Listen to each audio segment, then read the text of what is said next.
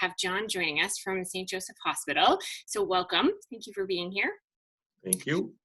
And we're going to turn it over to you. This is our new chamber exclusive series, a chance to sort of get some insight from some of our local leaders. So with that, John, I'll let you take it away. All righty. Well, thank you so much. Good afternoon, everyone. It's a pleasure to meet you virtually. And I wanted to kind of basically start off and thanking the community for really supporting St. Joe's throughout the past 3 months. March 15th, when the governor announced a state of emergency, very few of us really kind of understood what that impact was going to be here on the healthcare system in the greater Nashua area. And, you know, certainly we learned pretty quickly. There wasn't a playbook as to how we were going to continue services in the COVID world. We certainly had a lot of input from our colleagues in Seattle, in Italy, and China. But until you've actually lived that experience of going through a pandemic, it really was learning on the go. And we had such tremendous support during that time, and we continue to have support from our community members, from meals to sourcing PPE. It was just truly amazing. I know during this time, one of our community businesses had ordered literally an entire pallet of N95 masks, which at that time was incredibly difficult to source. And I swear, when that picture was sent out to us internally, I think there wasn't a dry eye in the house amongst the healthcare professionals to see that this business that was totally unrelated to healthcare ordered an entire pallet of N95s and remarkably was able to actually receive them and donate them in turn to the hospitals in the area. It was just such a heartwarming experience to know that we really weren't in it alone. Since then, we've had a number of organizations in the community come forward with PPE, come forward with food, donations for our food pantry. It's just been remarkable, you know, the outpouring of support that the hospital has felt during these past really 90 days. So let me tell you a little bit about what happened. So Sunday, I believe it was the 15th of March, the governor implemented an executive order. That prior Saturday, the Surgeon General had issued an order, more or less a recommendation that which was also supported by the American College of Surgeons, to cease all surgery and elective surgical and interventional procedures with the hope, one, of reducing the risk of more severe outcomes from surgery if a patient had the coronavirus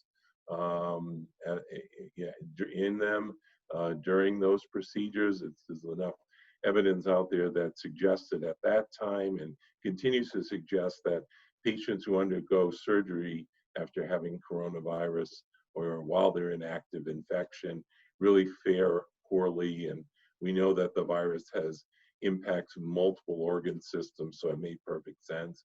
But also then, given that what we knew at the time, we knew the virus was transmitted through the air.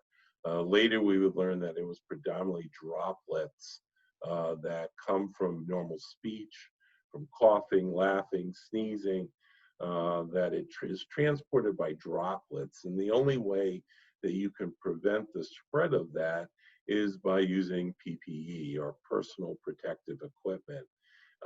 So in an effort to conserve that PPE, the cessation of all procedures began really For us here at St. Joe's was probably around St. Patty's Day, the 17th of March. We literally looked at all procedures and looked with the eye of could we delay them for 8 weeks?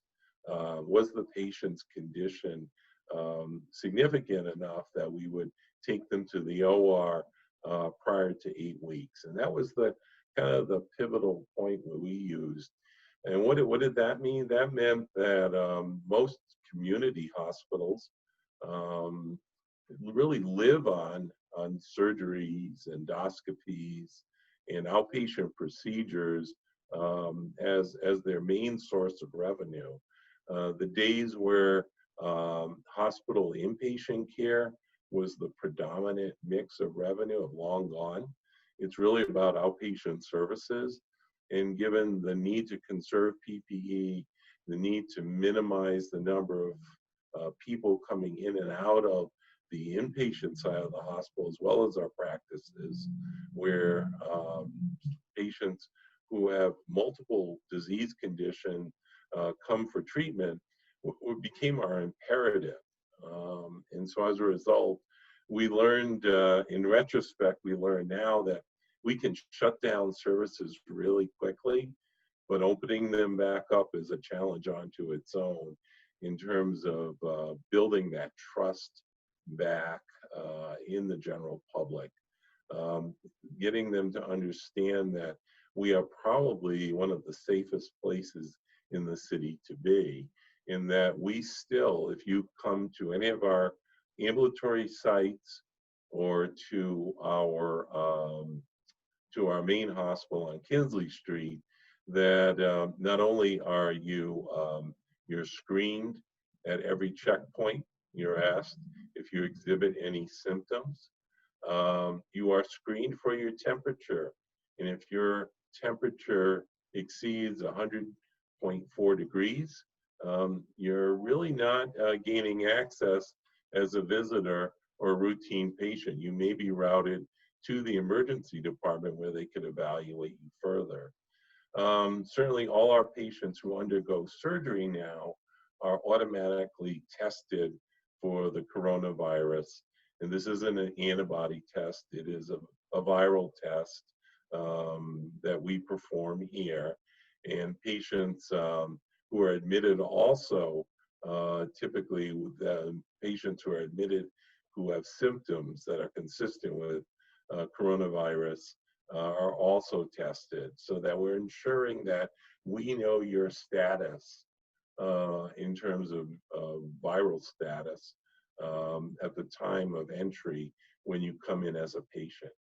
We have allowed visitors, this is where we depart from some of the other facilities, that we have allowed visitors into the facility, but only under strict conditions.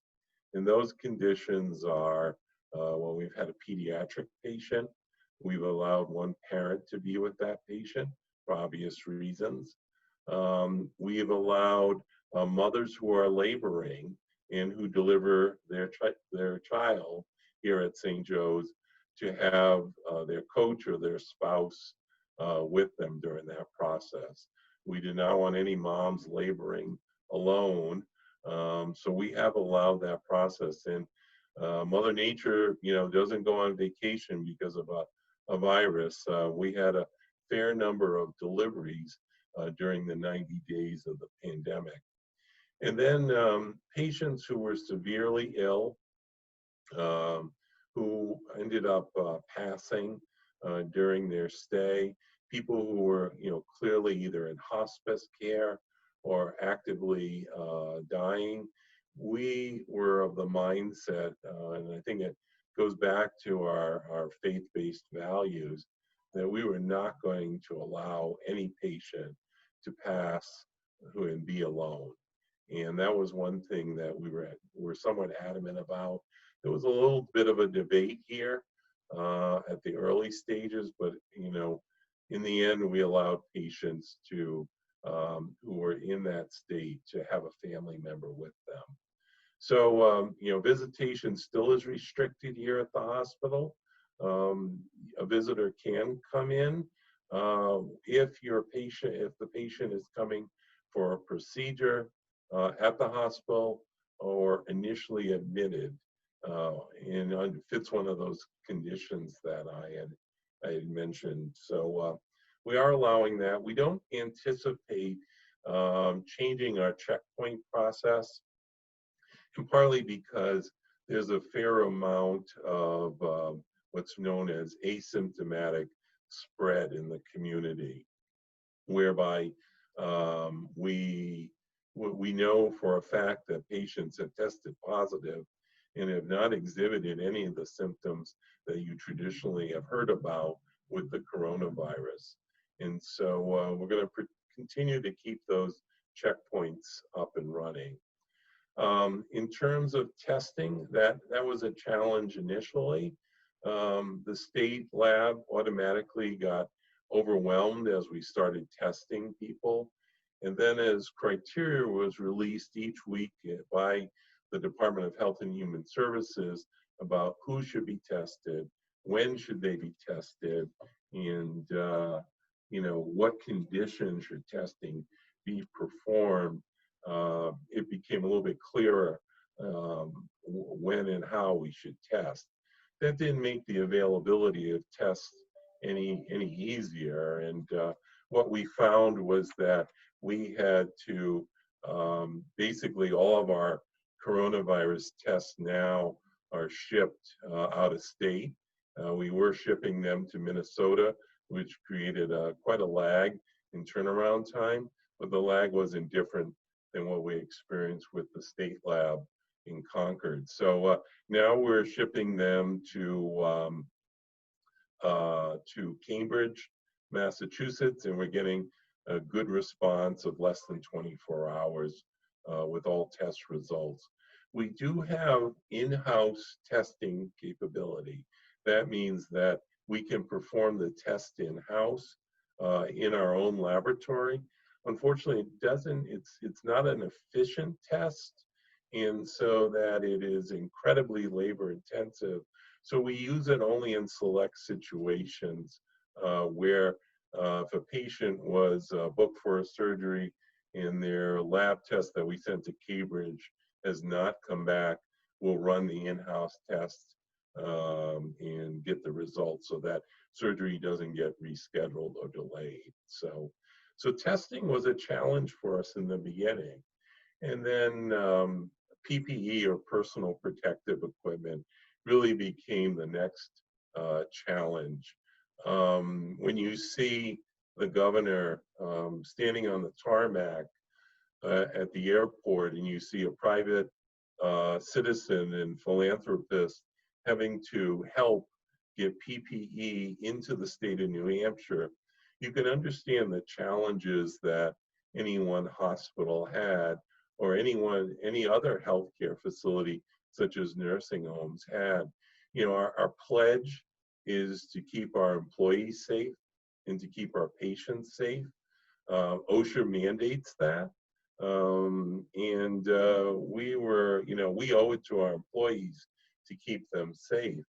But when you have trouble sourcing PPE, or you find that PPE that cost, like an example, a gown, which you used to be able to buy for 37 cents, and now is costing you over $5 per gown.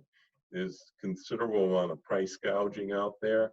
The supply and demand equation comes into play in dealing with, okay, a vendor I've never used, never heard of, not even in this country, claims they have gowns that they can supply to us, but I'm going to pay not just twice the price or 10-fold the price, 30 to 50-fold the price, and it's in a foreign country that they want cash before delivery.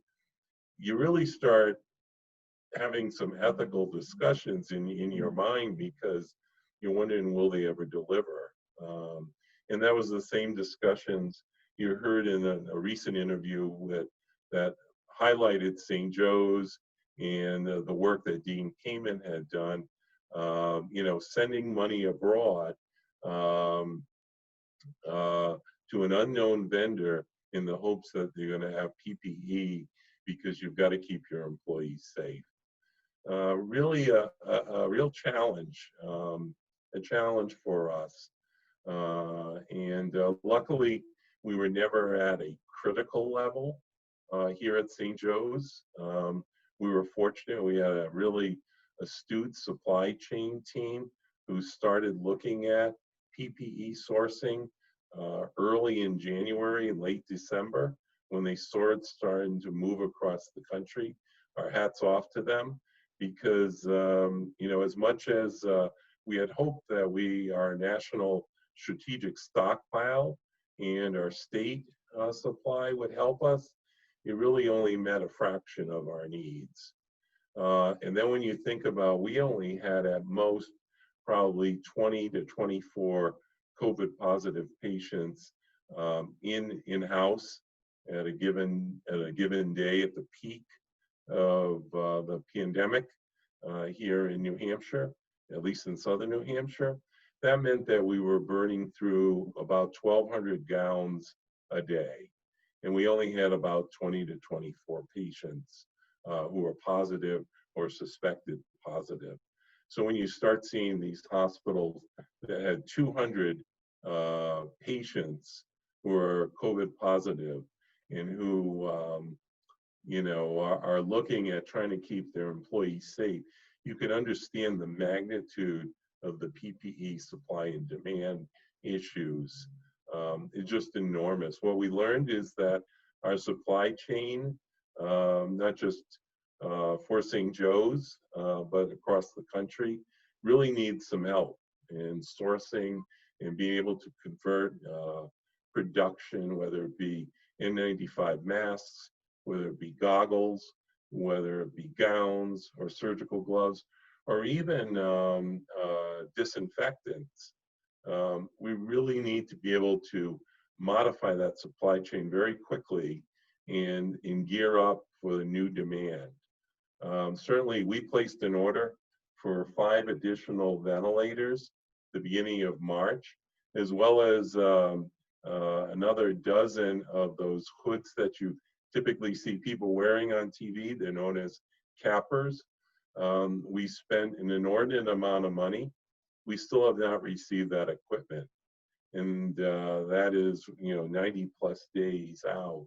So we never saw the ventilators that we ordered or the cappers that we spent probably on the order of about $30,000 to $40,000 with on, and we're still waiting for them. The biggest challenge, I think, was how do we get our staff mobilized? Now that we've shut down a number of operations, we have a secure PPE, we had a response time for testing that we could live with.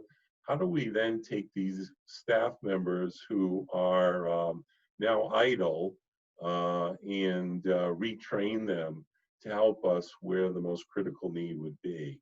And our staff was phenomenal. We did a lot of cross-training. We used a lot of online modules to train them. We did a lot of shadowing. Our ICU census did double, but it wasn't of the magnitude that you saw in some of the Massachusetts hospitals or New York City. At most, we had about 12 patients in our ICU and 8 patients on ventilators. We had the capability to have up to 57 patients in a critical care type of setting, and we had 28 ventilators ready to go. And we had the staff fully cross-trained to manage that level of acuity. The other thing that really helped patients stay safe and to keep those patients who had chronic conditions that need more closer monitoring out of the hospital was telehealth. And that is, I have to say, one of the biggest success stories that we've seen coming out of this pandemic. Before, the adoption of telehealth was very sluggish.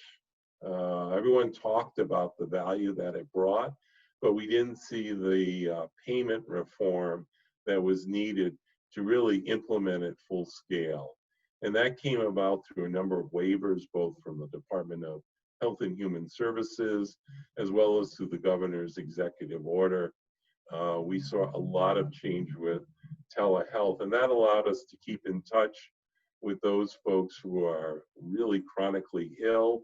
We really didn't want them leaving their home. And that allowed us to move that out in a rapid manner. It also allowed inpatients, in emergency department patients. We were able to give them iPads. We had a generous donation from a local business who raised money and purchased 25 iPads, so family members who couldn't come visit their loved ones could actually talk with them with these iPads that we were able to mobilize throughout the hospital. So telehealth has been a great asset. It's also brought to light the need for expanded broadband coverage, especially in the rural parts of New Hampshire. I was happy to see that the governor allocated, I believe it was 15 million to broadband expansion in the rural parts of New Hampshire. Telehealth has always been the savior for the rural areas because it brings specialty care out to those areas. But when you don't have the broadband signal, it's still hard to mobilize telehealth. So we're hoping that there isn't a rollback on the payment reforms associated with telehealth, because it is a nice model. It certainly offers the convenience. It offers the safety. It keeps patients connected, and through other rural devices like Bluetooth blood pressure cuffs, Bluetooth scales, we're even able to monitor patients at home remotely. So I think that's something that's here to stay. It's sad that a pandemic was needed to mobilize that effort, but we want to make sure that many of the insurance companies do not roll back the changes that came with telehealth in terms of payment reform. So this hospital, also expanded its capacity. It attempted to buy vents. It bought expanded telemetry monitoring. We bought new beds.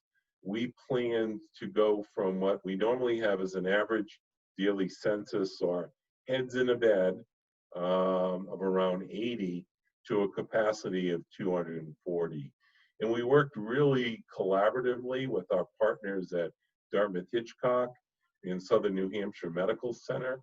The nice thing, we all work to serve the community, and this was no different. If anything, the collaboration between the three entities actually increased, where we talked about sharing staffing, we talked about sharing medical staff, we actually loaned PPE and equipment to each other when we needed it.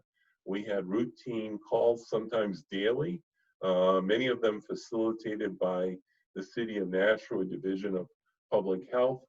And it was a community-wide effort to ensure that Nashua residents had the best care, that they didn't have to leave to go to Manchester or to Boston or Leahy, that they had it all here. And I can say, in my 38 years of working in a hospital, and I started in '82, only 2 years after the last major, virus to hit our world, HIV. That was a young virus then. People were very nervous.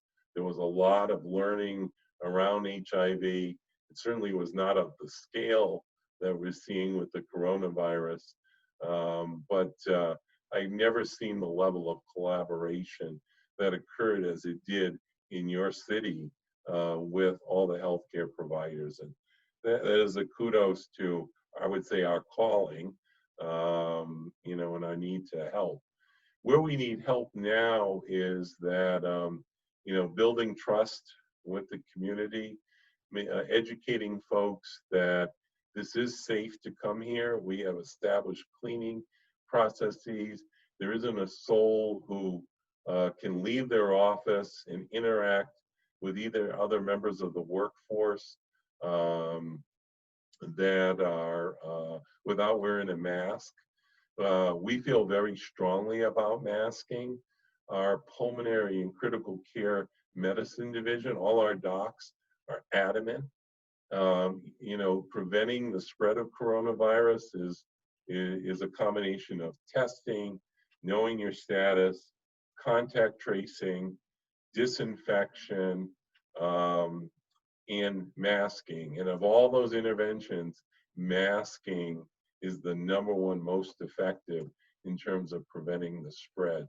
So I applaud the mayor and the aldermen for passing that resolution in the city of Nashua in terms of making sure that masking is a public health initiative, because we know that this is a droplet-borne disease, and we know that if you're within 6 feet of contact with someone with COVID disease and you're in contact with them for 10 minutes or more, your likelihood, if you are not masked, you're going to be spreading. If you're COVID positive, you're going to be spreading that virus. So we applaud the masking, and we continue that practice here in the hospital.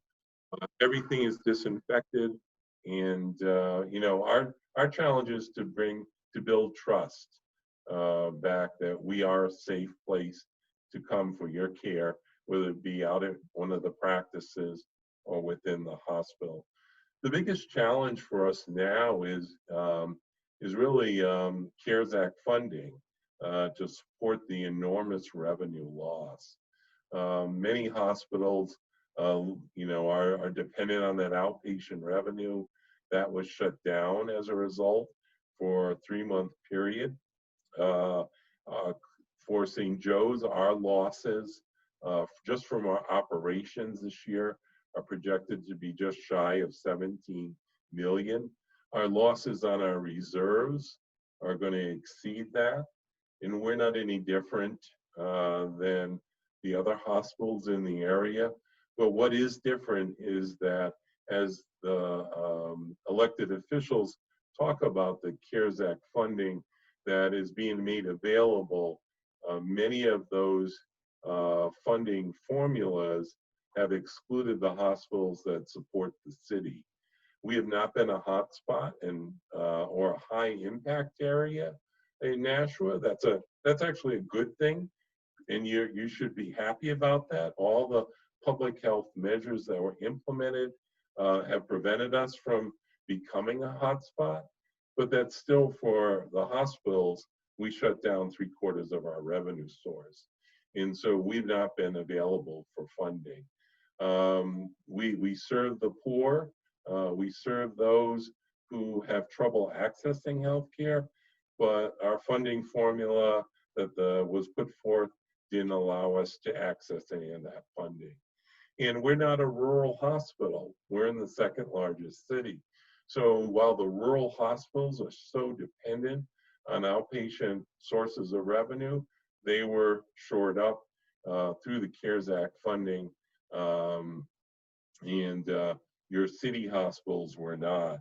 So while, many a press conference you hear about funding for hospitals, of all the billions in funding that has been awarded out there to hospitals, St. Joe's has received only slightly more than $4 million in funding, with an anticipated loss of a little bit shy of 17 million projected for this year, and definitely more than that on our reserve side.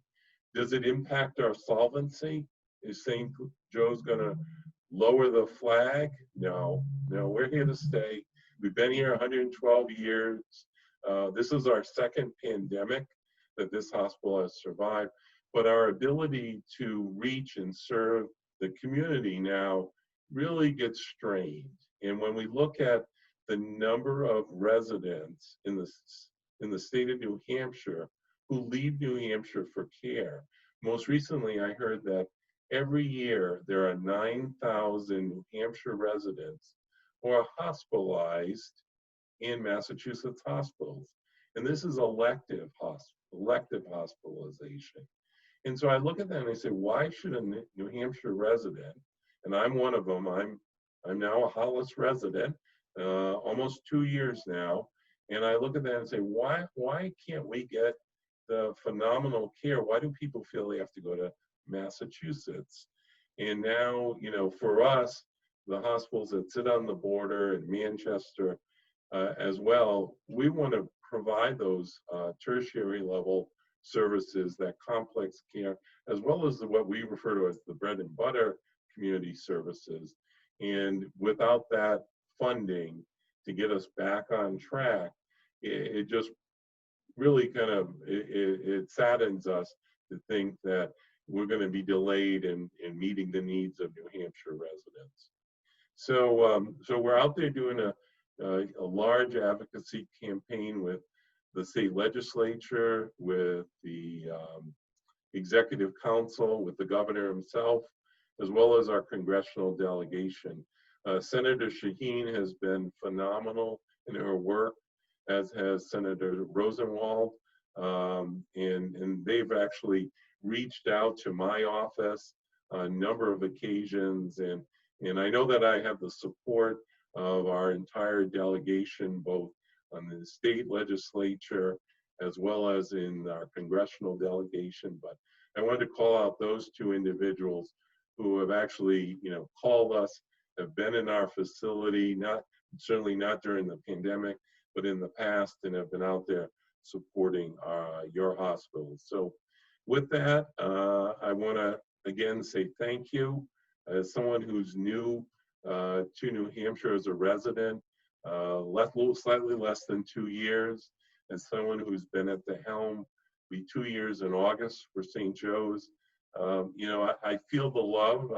I worked in the Brockton area, and I was a president of Good Samaritan in Brockton. I was in that community for 4 years, and the New Hampshire residents and Nashuans really make you feel a part of the community, and certainly we saw that during this community-wide event. And I just want to say thank you on behalf of the staff, the board, and the medical staff here.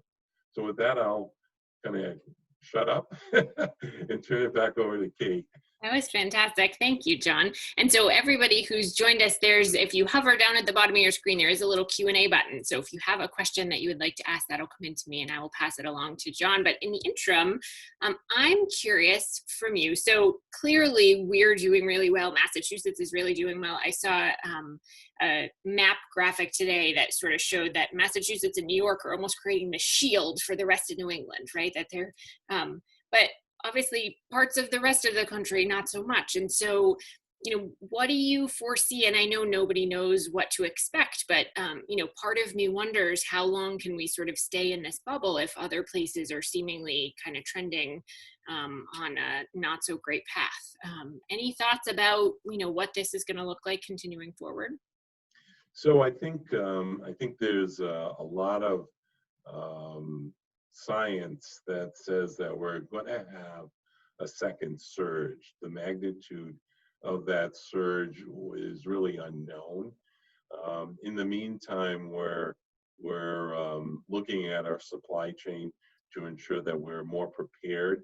We certainly have written the playbook for how to respond to that now. So I feel much more comfortable. And as time evolves, the closer we get to active immunization with a vaccine is going to be the game changer.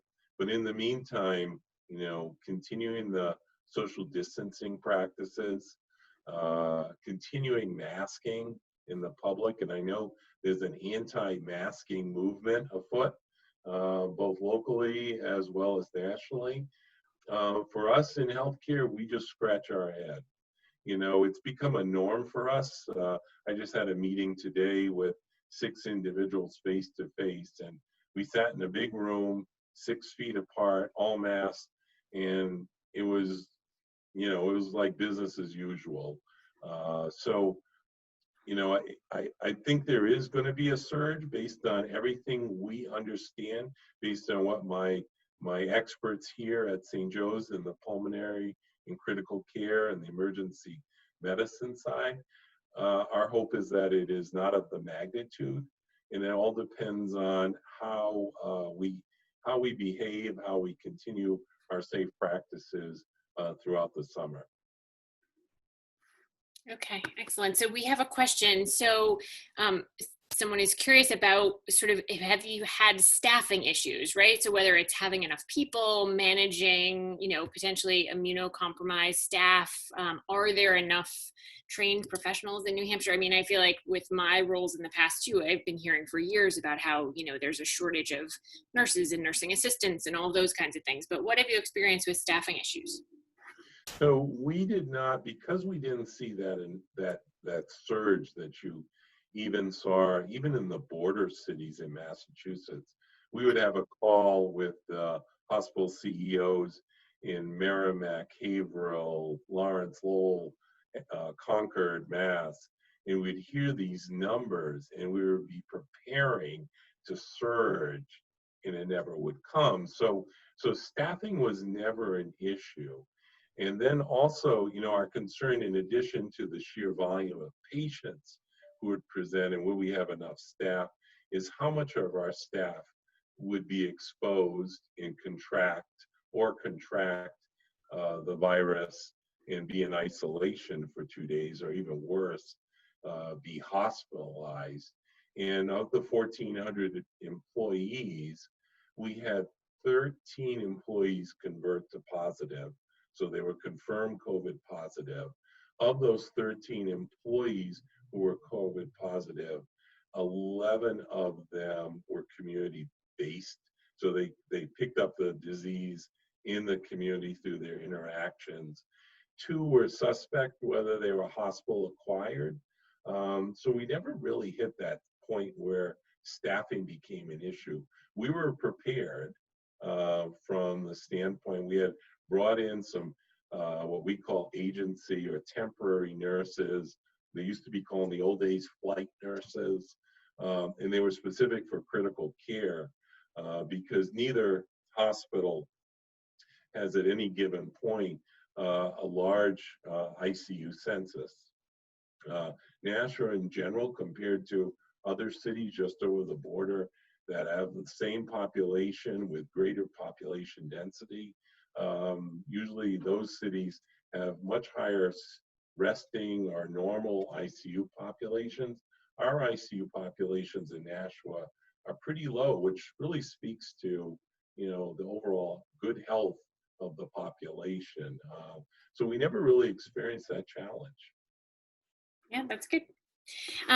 Okay, so as it relates to antibody testing, do you think healthcare workers will be tested to prepare for the next surge? And will antibody testing allow us to better understand who is protected over the staff who is not? So the question that you just read to me really opens up a Pandora's box of debate amongst healthcare professionals.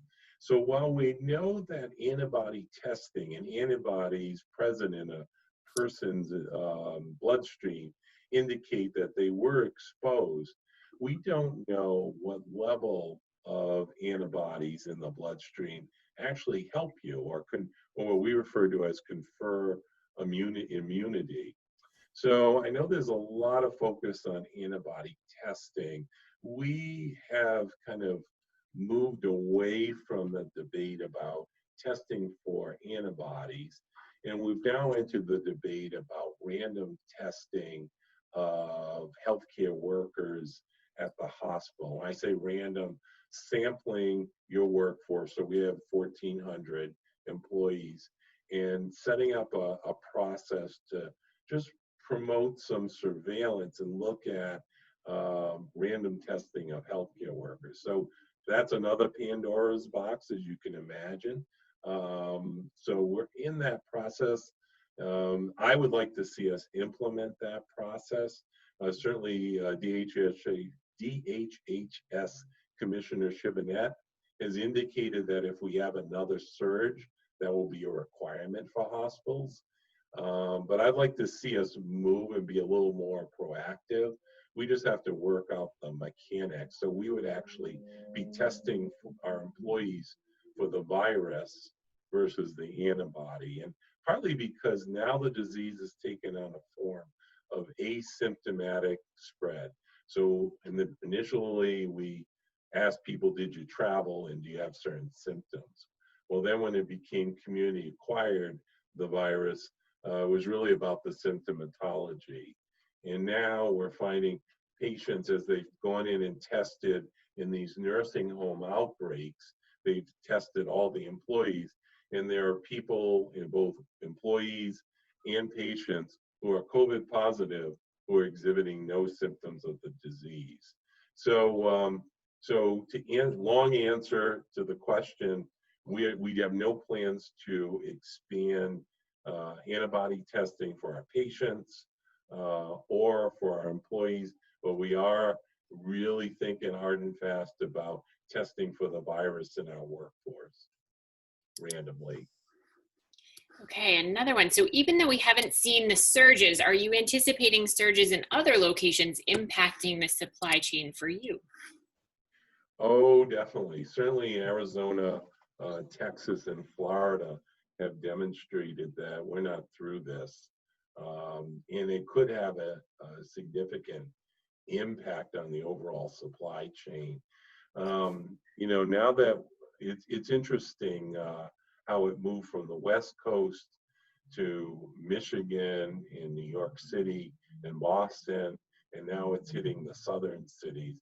It really goes to show, the importance of good public health education, interventions like hand washing, social distancing, masking, contact tracing that comes from a robust testing program.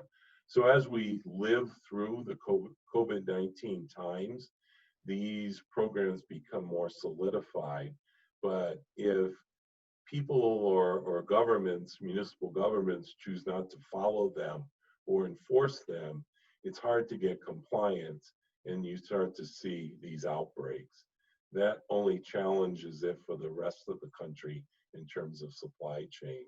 So it is still an issue. We do have people making masks still, and we were on the Today Show, I think three weekends ago, where we actually are creating our own gowns using tearaway plastic as a backup, because our pledge is to keep our employees safe.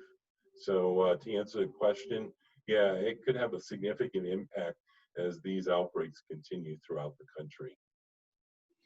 Okay. We're not out of the woods yet. Right. Right. And I've even seen things that, what we're seeing in increased numbers is not even a second wave, right? This is really still just the first phase that has intensified in some places. Exactly. I mean, the key is going to be a vaccine. And, even with an escalated process, to confer immunity to any organism takes time, and it takes a huge number of participants to be enrolled in the study to show really benefit from a vaccine. So as much as everyone talks about it, it takes time to develop, ensure its safety, and prove that it actually is beneficial. All right, so I have a question for you. So I've said to people a few times through the course of this that even those of us who technically have the same job, our jobs are entirely different, right? No matter what you do, your job has changed. And so I'm curious, what have you learned about yourself through this? Are there things that you've sort of discovered about yourself as a leader or just as a person through going through this process? So the last major event that we actually had to prepare for, we've had the Ebola scare back, I think, 2015. For healthcare, Y2K was a big event to prepare for. Hard to believe that was 2 decades ago. But this was something that came at us and required our resourcefulness. As a leader, it's really important to get the feedback from the front line, the people who are in the trenches, to communicate constantly. I wasn't a Facebook subscriber up until the pandemic. And lo and behold, we had created, prior to the pandemic, an internal Facebook page that's just for our employees and our providers. And using that medium, such as Zoom and Facebook Live, to do education, to train folks on how to wear PPE to be safe, to answer the questions of employees who are furloughed, who aren't here and want to know when they're coming back to work. So you can't over communicate enough. Just communication is so important in this area. And then really, being clear in keeping your workforce safe, communicating to the public, ensuring that your mission is alive, and that you're doing everything possible to really help the community get through this. I think it's just a strong resolve, good communication skills, listening, learning, the amount of collaboration and information sharing of the healthcare providers in the city, not just the hospitals or the clinic, but every healthcare partner, public safety, just has been a phenomenal lesson in the importance of how to lead. Yep, that's great. Really nice to hear. All right, we do have one more question. So have there been complications with insurance and COVID-19?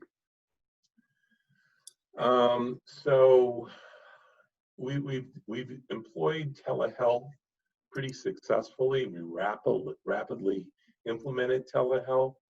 Now we're trying to learn, how do I bill for telehealth?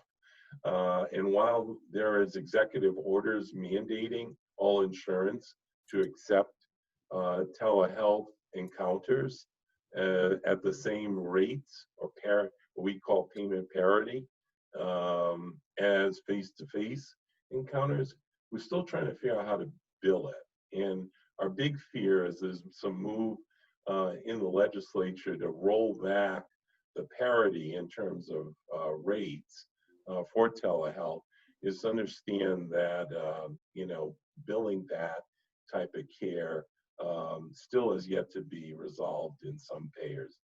The other issues have been around testing, and that some payers have wanted to roll back their coverage of COVID-19 testing. And as we put a proposal in to take over community-wide testing for the state in our market, because of the need to stand down the National Guard in mid-July, we want to make sure that we still have support for reimbursement for testing, because it isn't just about the test, it's about the labor, the PPE, having the need to test people as they drive through is the safest for them, safest for our workforce.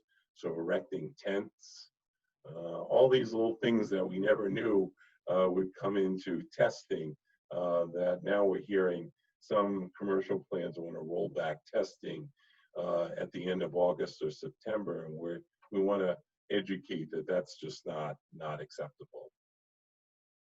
Yep, very interesting. Again, new challenges, right? We're all sort of, I feel like, I mean, to some extent, none of us know what we're doing, right? We're all figuring this out together, which is a very unique situation. As a leader, I think, a lot of times you grow from organized projects and relationships that you build through new initiatives and projects and planning. But then the learning that comes out of what I would call a sentinel event, as we use that term in the hospital business, these crises, the learning that comes out of that, and more from an internal standpoint of your resolve, your confidence, the importance of communication and collaboration, it can't be underscored. So as much as this is something you never wish on anyone, we have learned so much in 90 days. It is just incredible. And it's a testament that we can share that with, and I appreciate the opportunity to share that with the chamber and other community groups, because it has been just a phenomenal journey. Well, and we're very pleased to hear that you're here to stay. That's good news for the community. I'm not going anywhere. So on that note, thank you. Again, this was Thank you. really eye-opening and really great to hear how you're doing, and certainly stay safe and healthy. We appreciate your time this afternoon. And for those who joined us, thanks for being here. We do have more of these chamber exclusive conversations coming up with our chief of police, our fire chief in Nashua, the president and CEO of Bellwether Community Credit Union, the president of Lovering Auto Group, and more, right? Just a chance to sort of hear some of these stories, lessons learned, and get to know some of the powerful leaders in our community. So again, thank you, John. Thank you all for being here. Enjoy the rest of your day. Have a great day. You too.